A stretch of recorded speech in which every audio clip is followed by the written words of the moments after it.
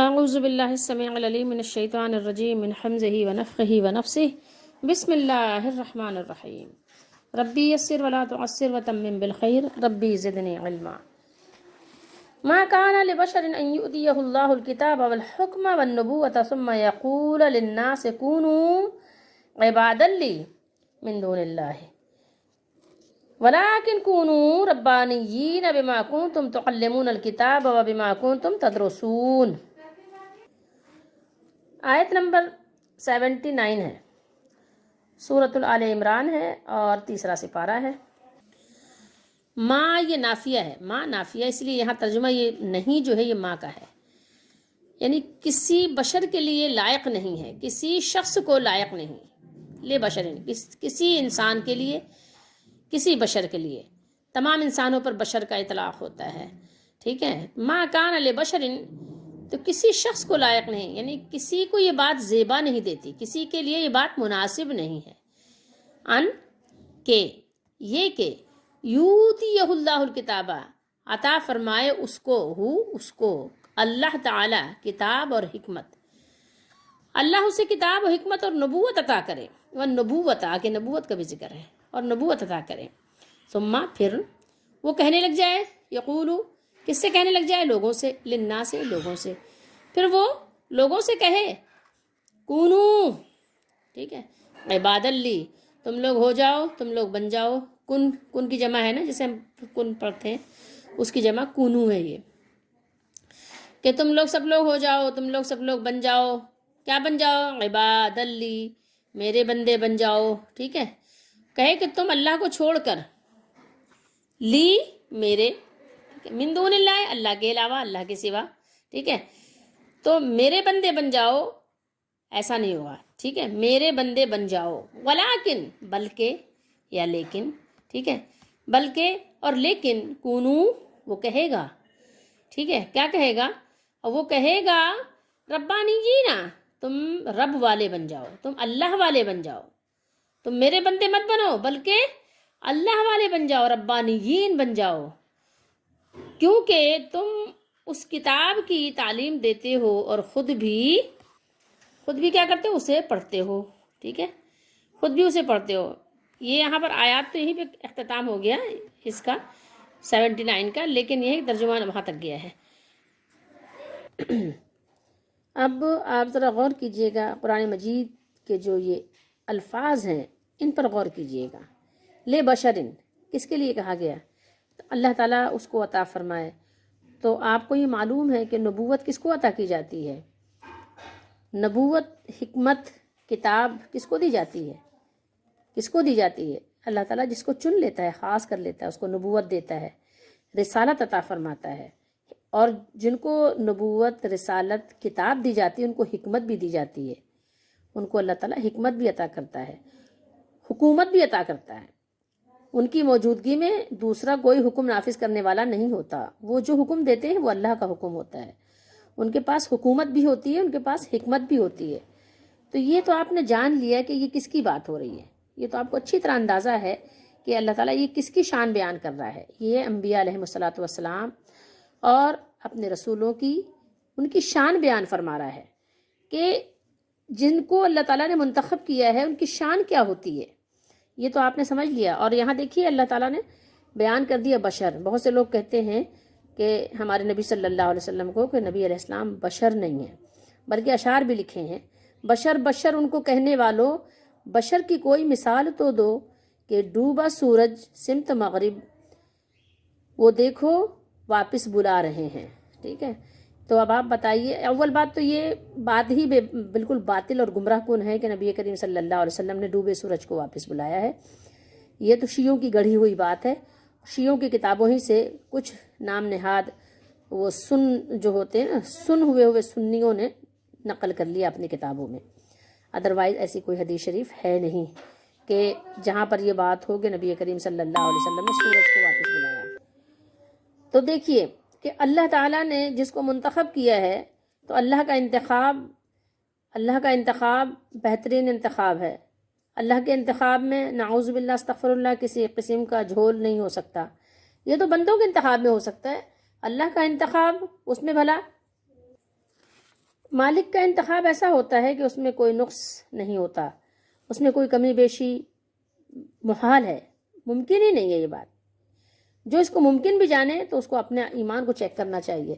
لیکن آپ یہ دیکھیے کہ کیا اللہ تعالیٰ نے کسی ایسے نبی کا انتخاب کیا کبھی؟ نعوذ باللہ، استغفر اللہ۔ کیا ہم قرآن کی تاریخ میں یا حدیث شریف میں کبھی ہم ایسا پڑھتے ہیں کہ کسی کو اللہ نے نبی بنایا اور اس نے اللہ تعالیٰ کے احکامات کے خلاف کوئی حکم صادر کیا ہو؟ اس کو نبوت سے یا اس کو رسالت سے، اس کو حکومت سے اللہ تعالیٰ نے اس کو معزول کیا ہو؟ کیا ایسا کوئی ہم واقعہ سنتے یا پڑھتے ہیں کبھی؟ نعوذ باللہ، استغفر اللہ، نہیں، ہرگز نہیں، ممکن ہی نہیں ہے۔ تو یہ تو ہماری جو دنیاوی حکومتیں ہیں ان کے لیے ایسا ممکن ہے، لیکن اللہ کے لیے تو ممکن نہیں ہے، کیونکہ اس کے پاس تو جو علم ہے، اس کا علم جو ہے وہ ازلی ہے، ٹھیک ہے؟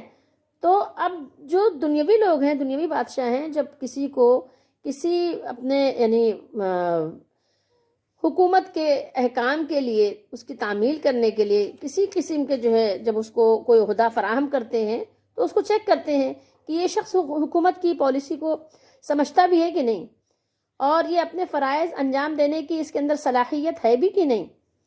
اگر نہیں ہے تو ظاہر ہے ایسے شخص کو کوئی ذمہ داری سونپی نہیں جا سکتی، اس کو کوئی ذمہ داری نہیں دی جا سکتی۔ تو ایک تو یہ کہ اس کے اندر اس چیز کی اہلیت بھی ہو، لیکن آج کی طرح نہیں، آج اہلیت نہیں دیکھی جاتی۔ یہ تو قرب قیامت کی نشانیوں میں سے ہے نا، کہ جب تم دیکھو کہ امانتیں سپرد کی جا رہی ہیں نااہلوں کو، تو پھر قیامت کا انتظار کرو۔ آج اہلیت نہیں دیکھی جاتی۔ بسا اوقات آپ ایسے لوگوں کو بھی دیکھیں گے کہ جو آپ کے ٹیچر ہوتے ہیں کہ ان کو لکھنا بھی نہیں آتا، پڑھنا بھی نہیں آتا، لیکن وہ آپ کے ٹیچر ہیں، تو اہل تو نہیں ہے۔ ٹیچر کا کیا ہے؟ ٹیچر مطلب اس کو لکھنا پڑھنا نہیں آتا اور وہ آپ کا ٹیچر ہے، وہ آپ کو پڑھانے کے لیے آیا، ٹیچ کرے گا، کیا ٹیچ کرے گا؟ تو ایسا ہے، حکومت چلانے کے لیے آئے ہیں، اسمبلی میں بیٹھے ہیں، آتا جاتا کچھ بھی نہیں ہے، صرف پیسے، رشوت، یہی سب سمیٹنا آتا ہے۔ خیر، تو اللہ تعالیٰ کا انتخاب، اس میں بھلا کسی قسم کا نقص کیسے ہو سکتا ہے؟ سوال ہی پیدا نہیں ہوتا۔ تو دنیاوی اصول بھی یہی ہے کہ دو شرطیں تو ضرور دیکھی جاتی ہیں، دو باتیں ضرور دیکھی جاتی ہیں۔ ایک یہ کہ یہ شخص جس کو حکومت کا کوئی عہدہ دیا جا رہا ہے، تو سب سے پہلی بات یہ کہ اس کا اہل ہے کہ نہیں ہے، اس کے پاس یہ قابلیت ہے کہ نہیں ہے، اس قابل ہے کہ نہیں ہے، ایبیلٹی رکھتا ہے کہ نہیں رکھتا ہے۔ اور دوسری چیز کہ حکومت کے احکام کی تعمیل کرنے اور رعایا کو وفاداری پر قائم رکھنے کی کہاں تک اس کے اندر سکت ہے، اس سے کتنی توقع کی جا سکتی ہے۔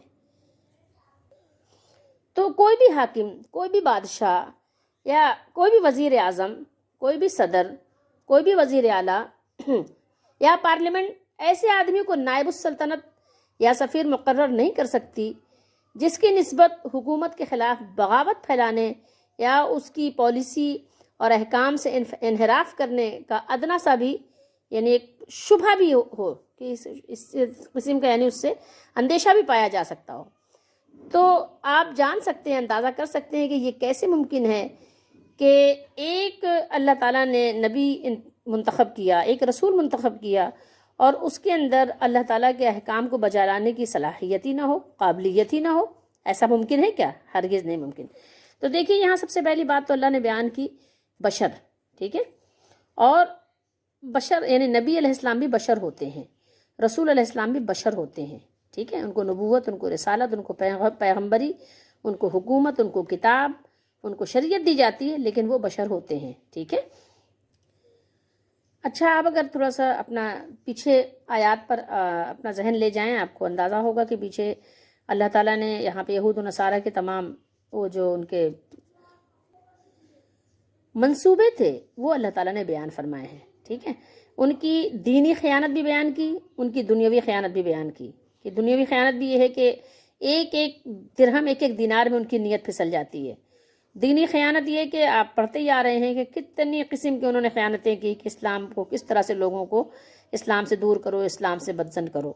پھر اس کے علاوہ ان کا ایک عقیدہ یہ بھی تھا کہ عیسیٰ علیہ الصلوۃ والسلام جو ہے چونکہ بغیر والد کے ہیں تو ان کو ان کی نسبت کر دی اللہ کی طرف، اس میں بھی طرح طرح کے انہوں نے عقیدے گڑھ لیے۔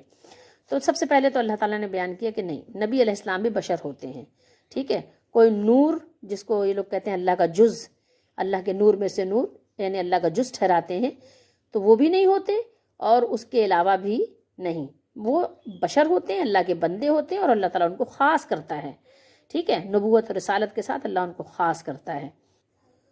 اور پھر آپ مزید دیکھیے کہ تورات اور انجیل میں اہل کتاب کی تحریف بیان کرنے کے بعد یہاں اشارہ فرمایا ہے کہ انجیل میں عیسیٰ علیہ السلام کی یعنی خدائی کے دعویٰ کی خاطر بھی تحریف کی گئی کہ وہ ان کے اندر الوہیت نعوذ باللہ استغفر اللہ داخل کر دی گئی، ورنہ نبی تو بشر ہوتے ہیں، اور وحی اور نبوت ایسی صفات سے مشرف ہونے کے بعد، یعنی کیا ہے، وحی نبوت ایسی صفات سے مشرف ہونے کے بعد ان کی طرف سے اپنے الہ کیا جو خدا کہتے ہیں جن کو نا، ہونے کا دعویٰ محال ہے، محال کہ ممکن ہی نہیں ہے، سوال ہی پیدا نہیں ہوتا، امپاسبل۔ پھر جب آپ تصور کیجئے کہ نبی کا یہ حق نہیں کہ لوگ اس کی عبادت کریں، نبی کا یہ حق نہیں ہے نا، اللہ نے کیا فرمایا؟ اللہ نے کیا فرمایا کہ نبی علیہ السلام کا کسی نبی کا یہ حق ہی نہیں ہے کہ وہ یہ بات کہیں، لائق ہی نہیں ہے، ما کان لبشر، تو جب کہ یہ ان کی شان نہیں ہے، یعنی اللہ نے فرمایا کہ کسی یعنی آدمی کی کسی انسان کی شان نہیں کہ اللہ تو اسے کتاب اور حکومت اور نبوت عطا فرمائے اور وہ لوگوں سے کہے کہ اللہ تعالیٰ کے ساتھ ساتھ میری بھی عبادت کرو۔ دیکھیے من دون اللہ سے مراد یہاں نہیں ہے کہ اللہ تعالیٰ کو چھوڑ کر اگر آپ کسی کی بندگی کریں تو وہ جائز نہیں، اللہ کے ساتھ ساتھ کرنا جائز ہے۔ الہ مع اللہ، کیا اللہ کے ساتھ کوئی اور الہ ہے؟ وہاں سورہ نمل میں اللہ تعالیٰ نے یہ بات بھی فرما دی، 5 آیتیں اللہ تعالیٰ نے بیان کی مختلف جگہوں پہ سورہ نمل میں، شروع میں ساتھ ہی ساتھ ہیں، الہ مع اللہ، کیا اللہ کے ساتھ کوئی اور بھی اللہ ہے کیا؟ کوئی اور الہ ہے کیا؟ اللہ تعالیٰ نے 5 جگہ یہ پوچھا وہاں پر ایک ساتھ، الہ مع اللہ، یعنی یہ نہیں ہے کہ اللہ کے علاوہ نبی کو اللہ کے برابر نہ ٹھہراؤ اور اللہ کو اللہ مانتے رہو اور نبی کو بھی اللہ تعالیٰ کی صفات میں سے کچھ جزوی طور پر اختیار دے دو تو کوئی مذائقہ نہیں ہے، ایسا نہیں ہے کہ اللہ کو ماننے کے ساتھ آپ کچھ بھی ان کو عہدہ دے سکتے ہیں، نہیں، بلکہ یہ کہ اللہ تعالیٰ کو اللہ ماننے کے باوجود بھی آپ کسی نبی کو یہ مقام و مرتبہ نہیں دے سکتے، کیونکہ نبی علیہ السلام کے تعلیمات میں یہ بات ہے ہی نہیں۔ جب یہ ہے ہی نہیں تو آپ نے کہاں سے دیا؟ آپ نے یہ دیکھنا ہے کہ آپ کو پروف دینا پڑے گا نا کہ آپ کو کس نے بتایا۔ آپ کو تو بھائی ظاہر ہے جو ہمارے پاس علم کا منبع ہے وہ نبی ہی علیہ السلام ہے، سارے علوم ہمارے جو ہیں جس کو ہم پڑھتے پڑھاتے ہیں، سیکھتے سکھاتے ہیں، سنتے سناتے ہیں، وہ سارا کچھ اس کا نچوڑ کہاں سے آیا ہے؟ نبی علیہ السلام، قرآن و حدیث، بس۔ تو وہاں پر ہمیں کہیں یہ بات نہیں ملتی کہ اللہ کے ساتھ ساتھ میری بھی عبادت کرو، مجھ سے بھی دعا مانگو، جب پریشان ہو تو میرے پاس بھی حاضری دیا کرو، میرا تصور باندھا کرو۔ تو نبی علیہ السلام کی تعلیمات میں یہ ہمارے نبی یا ہمارے نبی سے پہلے جتنے نبی تشریف لائے، کسی کی تعلیمات میں سے یہ تعلیم آپ کو ہرگز کبھی بھی نہیں ملے گی، ٹھیک ہے، کہ میری بھی ساتھ ساتھ عبادت کرو، مجھ سے بھی دعا مانگو۔ اگر یہ بات کسی نبی اور رسول کو زیب نہیں دیتی تو کسی اور کے لیے تو بطور اولا، ٹھیک ہے، آپ اس بات کو کبھی بھی مناسب سمجھ ہی نہیں سکتے، جائز سمجھ ہی نہیں سکتے، کسی اور کو بطریق اولا یہ بات زیب ہی نہیں دیتی۔ لیکن جو یہ جاہل علماء ہیں، یہ جو رہبان بنے ہوئے ہیں، جو گمراہی کے علمبردار ہوئے ہیں اس وقت دور میں، تو یہ چیزیں غور کرنے کی یہ ہیں کہ جب انبیاء علیہ السلام نے ایسی تعلیم نہیں دی تو یہ جو آج کے دور میں ہمارے یہ صوفی صاحب ایسے پیدا ہو گئے کہ جس کہتے ہیں کہ یعنی صوفیوں کا جو ایک نیا غول تیار ہو گیا، پہلے ہی سے ہی آ رہا ہے، آج ہی نہیں ہوا ہے، لیکن یہ ہے کہ آج بھی ظاہر اس کا رواج ہے، موجود ہے، زمین پر ایسے لوگ موجود ہیں اور طرح طرح کی باتیں کر رہے ہیں۔ تو اب یہ ذرا سوچنے کی بات ہے کہ ان کو یہ حق کیسے حاصل ہو گیا، ان کو یہ بات کہاں سے سمجھ آ گئی کہ اپنے مریدوں کو 24 گھنٹے اپنی صورت، کہتے ہیں کہ اپنی صورت جو ہے نا آنکھوں اور ذہن کے سامنے رکھنے کا انہوں نے حکم دے دیا۔ اپنے مریدوں سے کہتے ہیں تصور شیخ کرو، پیر صاحب کا تصور کرو، شیخ صاحب کا تصور کرو، ٹھیک ہے، اس کا تصور ہر وقت ذہن میں بنائے رکھو۔ یہ کہاں سے انہوں نے کیسے حکم دیا، یہ کیسے اس بات کو حکم دیا، کیسے یہ بات جائز ہو سکتی ہے؟ اور ان سے یہ عہد لینے لگ گئے، اس طرح کے کتابیں لکھ کے رکھی ہوئی ہیں، کتابوں میں آپ دیکھ سکتے ہیں کہ یہ باتیں سب موجود ہیں، اور کہ میری ہر بات تمہیں ماننا ہوگی۔ کیا کہتے ہیں یہ پیر صاحب اور صوفی صاحب؟ یہ اپنے مریدین سے کہتے ہیں، اپنے ماننے والوں سے کہتے ہیں، متبعین سے، کہ تم کو میری ہر بات ماننا ہوگی، چاہے تم کو صحیح لگے یا تم کو غلط لگے، چاہے تو آپ سن سکتے ہیں، ایسے پیروں کی باتیں آپ سن سکتے ہیں، آپ دیکھ سکتے ہیں۔ کہتے ہیں پیر کی حکمت ہوتی ہے، آپ کو نہیں پتہ۔ نعوذ باللہ استغفر اللہ، وہ کون سی حکمت ہے جو قرآن و حدیث کے خلاف ہے؟ قرآن و حدیث کے خلاف آپ نے کون سی حکمت گھڑ لی؟ کہاں سے گھڑی؟ کہاں سے آپ کے پاس یہ علم آیا؟ اور اس کے لیے جھوٹے جھوٹے دعوے کریں گے سینہ بسینہ علم آ رہا ہے۔ کون سا علم سینہ بسینہ ہے بھائی؟ کون سا علم ہے؟ بتاؤ تو صحیح، بیان تو کرو۔ الٹی سیدھی تعویلات، الٹی سیدھی باتیں ایسی۔ الامان الحفیظ، کیسا شیطان نے جو ہے ان پر حملہ کیا اور اللہ کی یاد بھلا دی۔ اللہ تعالیٰ اپنے حفظ و امان میں رکھے۔ تو یہ کہتے ہیں کہ ہماری بات تمہیں صحیح لگے یا غلط لگے، ٹھیک ہے، لیکن تمہیں آنکھ بند کر کے ہماری بات ماننی ہے۔ قرآن و حدیث کے خلاف بھی لگے تو تمہیں بولنا کچھ نہیں ہے، چپ چاپ بس مان لینا ہے۔ اور جب کوئی مصیبت پیش آئے تو کیا کرنا ہے؟ ہمیں یاد کرو گے۔ کیا نبی علیہ السلام نے ایسی تعلیم دی تھی؟ ایسی تعلیم دی تھی؟ یہ تعلیم تو صدیق اکبر رضی اللہ تعالیٰ عنہ نے بھی نہیں دی۔ صدیق اکبر جس کو سب لوگ مانتے ہیں کہ صحابہ نے بھی ان کا مقام و مرتبہ بہت بلند و بالا ہے، اور امت میں یعنی نبی کے بعد سب سے بڑا مقام و مرتبہ صدیق اکبر کا ہے، تو وہ تو فرما رہے ہیں، انہوں نے کہا دوسرے صحابہ سے جب خلیفہ بنائے گئے، ممبر پر کہا کہ میں لوگوں سیدھا چلوں تو میری مدد کرنا۔ مدد کرنا کیا ہے؟ مطلب تعاون کرنا ہمارے ساتھ۔ سیدھا چلوں تو میرے ساتھ تعاون کرنا اور میرے پیچھے چلنا، اور اگر میں ٹیڑھا ہو جاؤں تو کہا کہ مجھے سیدھا کر دینا۔ اللہ اکبر، اتنی بڑی ہستی۔ انہوں نے تو نہیں کہا میری ہر بات آنکھ بند کر کے مان لینا، میں صحیح کہوں غلط کہوں جو بھی کہوں میری بات مان لینا۔ تو جب حضرت ابوبکر صدیق رضی اللہ تعالیٰ عنہ نے یہ تعلیم نہیں دی، اور خود نبی کریم صلی اللہ علیہ وسلم کو اللہ نے فرمایا کہ اے نبی آپ صلی اللہ علیہ وسلم کہہ دیجئے کہ میں تو اس وحی کا تابع ہوں، اس وحی کا پابند ہوں جو اللہ تعالیٰ نے میری طرف وحی کی ہے، نازل کی ہے، میں اس کا پابند ہوں، میں اپنی طرف سے تو کوئی بات نہیں کر سکتا۔ یہ نبی علیہ السلام سے اللہ تعالیٰ نے کہلایا، اور نبی کریم صلی اللہ علیہ وسلم نے خود بھی اس بات کو بار بار امت کو یاد دہانی کروائی کہ ایسا نہیں کرنا، لیکن اس کے باوجود بھی امتی ایسے ایسے پیدا ہو گئے، ایسے لوگ آ گئے کہتے ہیں کہ میری بات آپ کو صحیح لگے جب بھی، غلط لگے جب بھی، آپ نے اس کی اتباع کرنی ہے، شیخ کا تصور کرنا ہے، ٹھیک ہے، مصیبت پڑے تو آپ نے جو ہے مجھ سے فریاد کرنی ہے۔ ایسی ایسی باتیں لکھتے بھی ہیں اور بیان بھی کرتے ہیں، اور شرم بھی نہیں آتی، اللہ سے ڈرتے بھی نہیں ہیں، اللہ سے ڈرتے بھی نہیں۔ سوچئے تھوڑی دیر کے لیے۔ بہرحال چاہیے ایسے لوگوں کو کہ وہ توبہ کریں اور واپس لوٹ کر آئیں قرآن و حدیث کی طرف۔ یہاں بتایا یہ جا رہا ہے عیسائیوں کو کہ حضرت عیسیٰ علیہ السلام تو آپ خود نبی ہیں، اللہ تعالیٰ نے آپ کو نبوت عطا فرمائی ہے، آپ کو حکمت عطا فرمائی ہے، آپ کو کتاب عطا فرمائی ہے، تو وہ ایسی دعوت کیسے دے سکتے ہیں کہ آپ ان کو اللہ کے برابر کر دو؟ ایسا کیسے ممکن ہے کہ انہوں نے ایسی بات کی دعوت دی ہو؟ سوال ہی پیدا نہیں ہوتا۔ تو پھر یہ بتاؤ کہ تم نے اپنی طرف سے یہ بات کہاں سے نکال لی، کہاں سے ایجاد کر لی کہ عیسیٰ علیہ السلام کو اللہ کا فرزند کہنے لگ گئے، اللہ کا بیٹا کہنے لگ گئے؟ تم نے یہ بات نکالی تو کہاں سے نکالی؟ تم کو یہ علم آیا تو کہاں سے آیا؟ یہ دعوت عیسیٰ علیہ السلام نے دی نہیں، اور وہ دے بھی نہیں سکتے۔ انہوں نے تو تمہیں ہمیشہ یہی کہا کہ اللہ والے بن جاؤ، ٹھیک ہے، اللہ کے بندے بن جاؤ۔ انہوں نے اللہ کا بندہ بننے کی تمہیں دعوت دی، انہوں نے کہا کہ ربانیین بن جاؤ۔ تو پھر اے اہل کتاب، تمہیں تو بطریق اولا ربانی بننا چاہیے، اللہ والا بننا چاہیے، کیونکہ تمہارے پاس تو رشد و ہدایت کا آسمانی صحیفہ موجود ہے، تمہارے پاس تو آسمانی کتاب موجود ہے جس کے معانی اور مطالب سے تم خوب اچھی طرح واقف بھی ہو، تم خوب پڑھتے پڑھاتے بھی ہو، تم جانتے بھی ہو، تم خود بھی اسے پڑھتے ہو اور دوسروں کو بھی اس کا درس دیتے ہو۔ اور اگر تم نے خود اس سے ہدایت حاصل نہیں کی اور توحید کی خالص نعمت سے تم محروم ہو گئے اور تم محروم ہی رہے، تو پھر درس و تدریس کی یہ پھر اتنی زیادہ تکلیفیں اٹھانے کا کیا فائدہ؟ اس ہنگامہ آرائیوں سے تمہیں کیا حاصل ہوگا؟ آئیے آپ کو دکھاتے ہیں، امام بخاری نے ایک باب باندھا ہے علم کے بیان میں، اس بیان میں کہ علم کا درجہ قول و عمل سے پہلے ہے۔ تو پہلے آپ علم کو جانیے، یہاں کیا بیان کیا امام بخاری نے؟ اس لیے کہ اللہ تعالیٰ کا ارشاد ہے فعلم، سو تم جان لو، انہو، یہ کہ وہ، لا الہ الا اللہ، کہ وہ یہ تمہیں معلوم ہو جانا چاہیے کہ اللہ کے سوا کوئی الہ نہیں ہے، اور آپ جان لیجئے کہ اللہ کے سوا کوئی عبادت کے لائق نہیں، کوئی الہ نہیں ہے۔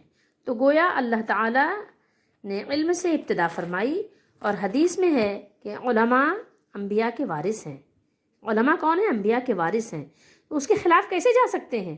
اگر انبیاء علیہ الصلوۃ والسلام کی تعلیم کے مطابق یہ علماء نہیں ہیں تو پھر وہ علماء ہیں بھی نہیں، وہ علماء بھی نہیں ہیں. وہ مولوی تو ہو سکتا ہے، وہ کوئی ایسے جعلی پیر تو ہو سکتا ہے، لیکن وہ علماء نہیں ہو سکتا، وہ علماء کی فہرست میں اس کا نام نہیں آ سکتا. اور پیغمبروں نے علم ہی کا ورثہ چھوڑا ہے، درہم و دینار نہیں چھوڑا. پھر جس نے علم حاصل کیا اس نے دولت کی بہت بڑی مقدار حاصل کر لی، جس نے علم حاصل کیا. ٹھیک ہے. اور جو شخص کسی راستے پر حصول علم کے لیے چلے، اللہ تعالیٰ اس کے لیے جنت کی راہ آسان کر دیتا ہے. اور اللہ تعالیٰ نے فرمایا، اچھا یہ حدیث نمبر بتا دوں، یہ 67 کے بعد ہے. ٹھیک ہے. اللہ سے اس کے وہی بندے ڈرتے ہیں جو علم والے ہیں، جو علم والے ہیں، جن کے پاس قرآن کا علم ہے. جو اللہ سے ڈرتے ہیں ان کے پاس قرآن کا علم ہے. اور دوسری جگہ فرمایا، یہ سورہ فاطر کی آیت ہے، اور اس کو عالموں کے سوا کوئی نہیں سمجھتا، کوئی نہیں جانتا سوائے اس کے کہ جس کے پاس علم ہے وہی اللہ تعالیٰ کی معرفت حاصل کر پاتا ہے. اور فرمایا، اور ان لوگوں یعنی کافروں نے کہا اگر ہم سنتے یا عقل رکھتے تو جہنمی نہ ہوتے. سورہ ملک میں اللہ نے فرمایا. اللہ تعالیٰ ہم سب کو سننے سمجھنے والا بنائے، آمین. اور فرمایا، کیا علم والے اور جاہل برابر ہیں؟ نہیں، ہرگز نہیں. اور رسول اللہ صلی اللہ علیہ وسلم نے فرمایا، جس شخص کے ساتھ اللہ تعالیٰ بھلائی کرنا چاہتا ہے تو اسے دین کی سمجھ عنایت فرما دیتا ہے. یعنی اس کو قرآن و سنت کا علم اللہ تعالیٰ عطا فرماتا ہے. اور علم تو سیکھنے ہی سے آتا ہے. علم کیسے آتا ہے؟ علم سیکھنے سے آتا ہے، بغیر سیکھے نہیں آتا. جو لوگ کہتے ہیں سینہ بسینہ علم، وہاں یہ حدیث سے ان کے بات کی یعنی تردید ہو گئی، ان کی بات رد ہو گئی. علم سیکھنے سے آتا ہے، بغیر سیکھے علم نہیں آتا. کیسے آتا ہے؟ دیکھیے حدیث کے الفاظ کیا ہیں. انما العلم بالتعلم، بالتعلم باب تفاعل، انما العلم بالتعلم. علم سیکھنے سے آتا ہے، بغیر سیکھے علم نہیں آتا. سینہ بسینہ کوئی علم نہیں آتا کہ گلے مل کے سینے سے علم آ گیا. یہ سب جھوٹی اور شیطانی باتیں ہیں. ٹھیک ہے، کہ جو لوگ کہتے ہیں سینہ بسینہ علم آتا ہے. رسول اللہ صلی اللہ علیہ وسلم کی بات سچی بات ہے، کیونکہ رسول اللہ کی بات اللہ تعالیٰ کے بتائے سے آئی ہے. اور حضرت ابو ذر رضی اللہ تعالیٰ عنہ کا ارشاد ہے کہ اگر یہ بہت بڑے جلیل القدر صحابی ہیں، کون؟ حضرت ابو ذر غفاری رضی اللہ تعالیٰ عنہ. وہ کیا فرماتے ہیں کہ اگر تم اس پر تلوار رکھ دو، کس اپنی گردن کی طرف اشارہ کیا، اور اپنی گردن کی طرف اشارہ کیا، اور مجھے گمان ہوا کہ میں نے نبی کریم صلی اللہ علیہ وسلم سے جو ایک کلمہ سنا ہے گردن کٹنے سے پہلے بیان کر سکوں گا. اگر یعنی مجھے میری گردن پہ تلوار رکھی ہو، چھری رکھی ہو، اور میرے پاس ایک حدیث بھی ہو جو رسول اللہ صلی اللہ علیہ وسلم سے میں نے سن رکھی ہو، یعنی یقینی بات ہوگی یہ رسول اللہ صلی اللہ علیہ وسلم کا فرمان ہے اور تمہیں بتا دوں گا، تمہیں فائدہ پہنچے گا، تو یقیناً اسے بیان کر ہی دوں گا. یعنی گردن کٹنے سے پہلے کوشش کروں گا کہ وہ حدیث تم تک پہنچا دوں، وہ بات تم تک پہنچا دوں. ٹھیک ہے، سینے سے منتقل نہیں کروں گا، نہ قبر سے منتقل کروں گا، بلکہ زبان سے تم تک پہنچا دوں. ٹھیک ہے، تو وہ بیان کر ہی دوں گا. اور نبی کریم صلی اللہ علیہ وسلم کا فرمان ہے کہ حاضر کو چاہیے کہ کیا کرے؟ میری بات غائب کو پہنچا دے. حاضر کو کیا چاہیے؟ کہ غائب کو پہنچا دے. لیبلغ الشاہد الغائبہ. ٹھیک ہے، شاہد الغائبہ، غائب کو پہنچا دے. جو شاہد ہے، جو حاضر ہے، وہ اس کو پہنچا دے. جو غائب ہے، جو موجود نہیں ہے، موجود اس کو پہنچا دے. جو غیر موجود ہے، ٹھیک ہے، اس کو پہنچا دے. ٹھیک ہے. اور حضرت ابن عباس رضی اللہ تعالیٰ عنہما نے کہا کہ آیت کونوا ربانیین سے مراد حکماء، علماء اور فقہاء ہیں. اور ربانی اس شخص کو کہا جاتا ہے جو بڑے مسائل سے پہلے چھوٹے مسائل سمجھا کر لوگوں کی علمی تربیت کرے. جو چھوٹے چھوٹے مسائل لوگوں کو سمجھائے، گھریلو زندگی سمجھائے، نماز کا طریقہ سمجھائے، جس کو لوگ چھوٹا چھوٹا سمجھتے ہیں، پہلے اس کو سیکھو، پھر بڑے بڑے علوم بعد میں سیکھنا. پھر بعد میں وہ بڑی بڑی تقریریں کرنا، ایسی باتیں بعد میں بیان کرنا جو لوگوں کو سر سے گزر جائے، لوگوں کو سمجھ ہی نہ آئے کہ کیا کہا. آسان باتیں بیان کرو جو لوگوں کے روزمرہ زندگی کے لیے، جو ان کے لیے ضروریات ہیں، ضروریات دین میں سے ہیں. نبی کریم صلی اللہ علیہ وسلم نے استنجا کا طریقہ سکھایا، کھانا کھانے کا طریقہ سکھایا، کھانا کھا کر بتایا، سونے کا طریقہ، لیٹنے کا طریقہ، بولنے کا طریقہ سکھایا. پہلے وہ تو سیکھ لو. اب بولنے کی تو تمیز نہیں ہے، پہلے وہ سیکھ لو. تو اللہ تعالیٰ نے فرمایا وَلَٰكِن كُونُوا رَبَّانِيِّينَ بِمَا كُنتُمْ تُعَلِّمُونَ الْكِتَابَ وَبِمَا كُنتُمْ تَدْرُسُونَ. اور البتہ تم ربانی ہو جاؤ کیونکہ تم کتاب پڑھتے پڑھاتے رہتے ہو۔ رسول علیہ الصلوۃ والسلام کو تو لوگوں سے یہ کہنا یعنی یہ ان کی شان ہے، ان کے مناسب حال یہ ہے کہ وہ لوگوں سے یہ کہیں، یہ ان کو سزاوار ہے کہ تم کیا بن جاؤ، تم عالم ربانی بن جاؤ، تم علماء ربانی بن جاؤ، تم اللہ والے بن جاؤ، تم اللہ والے بن جاؤ، اللہ سے ڈرنے والے بن جاؤ۔ اللہ والے کون ہوتے ہیں؟ جو اللہ سے ڈرنے والے ہوتے ہیں۔ اور یہ حدیث میں نے آپ کو بھی سنائی کہ حضرت ابن عباس رضی اللہ تعالیٰ عنہ نے مطلب بیان کیا، کیا بیان کیا کہ ربانیین کی کیا معنی ہے؟ حکماء، علماء بھی فرمایا۔ تفسیر ابن ابی حاتم میں ہے کہ علماء یعنی حلم والے ہوتے ہیں، قوت برداشت ان کے اندر بہت ہوتی ہے، پیشنس بہت ہوتا ہے، تو وہ حکماء بھی ہوتے ہیں اور علماء بھی ہوتے ہیں اور علماء بھی ہوتے ہیں۔ بما کنتم تعلمون الکتاب و بما کنتم تدرسون، جو شخص قرآن کا علم حاصل کرے تو اس کے لیے یہ ضروری ہے کہ وہ فقیہ بھی ہو، سمجھتا بھی ہو کہ اس کو کس طرح سے لوگوں کو سمجھانا ہے، اپنی منمانی نہ کرے جیسے لوگ آج کل منمانی کر رہے ہیں۔ کیسی کیسی منمانی کر رہے ہیں؟ قرآن پڑھتے ہیں، لوگوں کو الٹی سیدھی تعویلات قرآن سے دے رہے ہیں، اپنی اپنی مرضی کی باتیں نکال رہے ہیں۔ اللہ تعالی ہم سب کو اپنی پناہ میں رکھے۔ تو فقیہ ہونا بھی بہت ضروری ہے۔ اور وَبِمَا كُنْتُمْ تَدْرُسُونَ یعنی اس لیے کہ تم اس کے الفاظ یاد رکھتے ہو، تم اس کو یاد بھی کرتے ہو، تم اس کو یاد بھی کرتے ہو۔ اور اس سے پہلے ہم نے جو آیات تلاوت کی تھی وہ کیا تھی؟ وہ یہ تھی کہ وہ جب قرآن مجید کی تلاوت کرتے ہیں تو کیا کرتے ہیں؟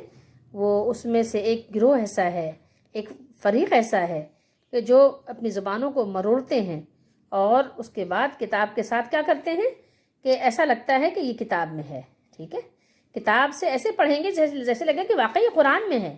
آج بھی ایسے لوگ ہیں، یہ جو بیان ہے تو ہے ان کے یہود و نصارہ کے بارے میں، لیکن ہمارے زمانے میں بھی، کیونکہ اللہ کے نبی نے بتایا ہے کہ تم بھی ایسا کرنے والے ہو، تاکہ تم خیال کرنے لگو کہ یہ بھی کتاب میں ہے، تمہارا یہ گمان ہو، لتحسبوہ ہو، تاکہ تم کو بھی یہ گمان ہو جائے، لام کئی ہے، تاکہ تم کو بھی یہ گمان ہونے لگے کہ تم سمجھو کہ یہ کتاب سے ہی سنا رہے ہیں، قرآن و حدیث ہی سنا رہے ہیں ہمیں، کچھ اور تو سنا نہیں رہے ہیں، ہمارے مولانا صاحب ہمیں قرآن و حدیث ہی سناتے ہیں، ٹھیک ہے۔ میں آپ کو بتاؤں کہ کس کس طرح سے تبدیلی کرتے ہیں۔ ایک مجھے بات یاد آ گئی، دیکھیے، تو یعنی الٹ پھیر کر کے کیا کرتے ہیں اصل کتاب سے، حالانکہ وہ کتاب سے نہیں ہے۔ اللہ نے فرمایا وما ہوا من الکتاب، لیکن وہ تاثر یہی دیتے ہیں کہ ہم تمہیں قرآن و حدیث سنا رہے ہیں۔ ایک مولانا نے میری بات ہوئی تھی ان سے، انہوں نے آپ کو بتایا کہ اللہ کے نبی صلی اللہ علیہ وسلم نے قبروں پر مسجد بنانے سے منع فرمایا ہے، انہوں نے آپ کو پتہ ہے، اور قبروں کو پختہ کرنے سے منع فرمایا۔ آپ یقین نہیں کریں گے کہ مجھے رونا آ گیا۔ انہوں نے پتہ ہے کیا کہا؟ انہوں نے کہا قبروں پر مسجد بنانے سے مراد یہ کہ جو قبر کی اپنی یعنی ٹکیا ہوتی ہے نا، جس پر یعنی یہ کہیے کہ جس کے نیچے ہی میت کو دفنایا جاتا ہے، جس کے نیچے مردہ رکھا جاتا ہے، اسی کو اوپر جو جگہ ہے اس یعنی ایریے کو انہوں نے کہا، یعنی ایک جو جگہ ہوتی ہے وہ 2.5 فٹ کی لمبائی اور 2.5 گز کی لمبائی اور 2.5 فٹ کی چوڑائی میں جو جگہ ہوتی ہے قبر کی، اس کو تو انہوں نے کہا کہ ٹھیک ہے، لیکن اس کے علاوہ وہ کہتے ہیں کہ نہیں۔ آپ سوچیے تھوڑی کہ جو رسول اللہ نے منع کیا وہ اس جگہ کو منع کیا ہے جہاں میت دفن ہے۔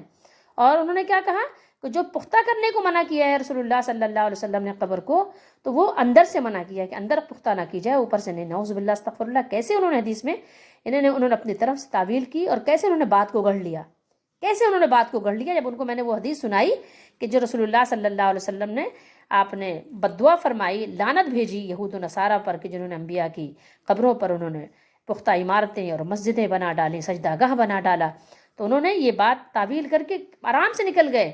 اور آپ بتائیے، میں نے ان سے پوچھا کہ آپ کسی صحابی کی مثال دیجئے کہ کسی صحابی نے کیا بنایا مسجد، آپ بتا دیں کوئی مثال اگر ایسی ہے تو۔ کتنی یعنی قبریں تھیں رسول اللہ صلی اللہ علیہ وسلم کے زمانے میں، کوئی بعد میں تو نہیں ایسا ہوا کہ رسول اللہ صلی اللہ علیہ وسلم کے زمانے میں لوگوں کا انتقال نہیں ہوا، بعد میں ہوا، بعد میں ان کو شہادت نصیب ہوئی، ایسا تو نہیں ہے۔ تو رسول اللہ صلی اللہ علیہ وسلم کے زمانے میں یا بعد میں کسی صحابہ نے کسی صحابی کی قبر پر کیا کوئی مسجد بنائی؟ کیا وہاں عرس ہوا؟ تو نہیں، اس کی دلیل نہیں دیتے۔ اس کی دلیل کیا دیتے ہیں؟ رسول اللہ صلی اللہ علیہ وسلم کی قبر کو دیتے ہیں، آپ صلی اللہ علیہ وسلم کے مزار مبارک کو دیتے ہیں۔ بتائیے ذرا، یعنی انسان جب ڈھیٹ ہو جائے، ضدی ہو جائے اور اپنی بات پر اڑ جائے اور اس کے اندر تعصب اتنا اثر کر جائے کہ اس کو کوئی بات سجھائی نہ دے، تو اب اس کا حامی و ناصر صرف اللہ تعالیٰ ہی رہ جاتا ہے، اور کوئی بھی کسی کے اندر ہی طاقت نہیں اس کو بدل سکے۔ ہاں، اللہ تعالیٰ کی اگر رحمت جوش مارے اور وہ کسی کے دل کو بدل دے تو وہ بدل سکتا ہے، وہ قادر مطلق ہے، لیکن انسان میں تو کسی میں یہ سکت اور طاقت نہیں ہے کہ قرآن و حدیث کے نصیحت سے اس کو تبدیل کر سکے۔ تو اسی طریقے سے لوگوں نے کوشش کی ہے کہ قرآن و حدیث میں اپنے طور پر قرآن و حدیث کو بدلنے کی اس طرح سے کوشش کی اپنی تقریروں سے۔ تو فقیہ بنو، قرآن و حدیث کا جو منشا ہے، جو مقصد ہے، اسی حساب سے اس کی تشریح کرو، اسی حساب سے لوگوں کو سمجھاؤ، اور اس طرح سمجھاؤ جیسے صحابہ رضی اللہ تعالیٰ عنہم نے سمجھا ہے۔ کسی صحابی نے آپ تا زندگی کبھی اس کی مثال پیش کر ہی نہیں سکتے کہ کسی صحابی نے کسی صحابی کی قبر کو پکا کیا ہو، یا وہاں پر کوئی قبہ بنایا ہو، یا وہاں کوئی کمرہ بنایا ہو، یا وہاں کوئی جو ہے انہوں نے میلہ ٹھیلا لگایا ہو، یا وہاں انہوں نے کوئی عرس خوانی کی ہو، یا وہاں انہوں نے کوئی وہ کیا ہو، قبر کا غسل کیا ہو، یا انہوں نے وہاں جو چادر چڑھائی ہوتی ہے وہ کیا ہو، یا انہوں نے وہاں پر کوئی جو چندہ باکس رکھا ہو۔ آپ بتا ہی نہیں سکتے، سوال ہی پیدا نہیں ہو سکتا۔ تو یہ صرف اور صرف شیطانی باتیں ہیں جو لوگ یہ اپنے عالم کے نام سے کہ عالم بن گئے ہیں وہ، اور اپنے آپ کو عالم کے ساتھ ساتھ پتہ نہیں اللہ کا ولی اور کیا کیا انہوں نے اپنے ٹھپے لگوا لیے ہیں، کہاں سے لگوائیں یہ تو پتہ نہیں ہے۔ اتنی بات ضرور پتہ ہے قرآن و حدیث کی روشنی میں کہ شیطان نے ضرور ان کی مدد کی ہے۔ اللہ تعالی ہم سب کا حامی و ناصر ہو، ہمیں صحیح طریقے سے قرآن و حدیث کو سمجھنے کی توفیق دے۔ جب تک ہم صحیح طریقے سے نہیں سمجھیں گے، کچھ بھی کرتے رہیں، ہدایت اس شخص کو نہیں مل سکتی جب تک کہ قرآن کو اس کے مقصد کے حساب سے ہم سمجھیں گے نہیں۔ اللہ تعالیٰ ہم سب کو سمجھنے کی توفیق دے۔ تو اللہ کے نبی علیہ الصلوۃ والسلام کبھی بھی کسی سے یہ نہیں کہتے کہ میرے بندے بن جاؤ، بلکہ وہ کہتے ہیں کہ اللہ والے بن جاؤ، اللہ کے بندے بن جاؤ، اور اللہ کے علاوہ نہ کسی سے مانگو، نہ کسی سے امید رکھو، اللہ ہی سے اپنے لو لگاؤ۔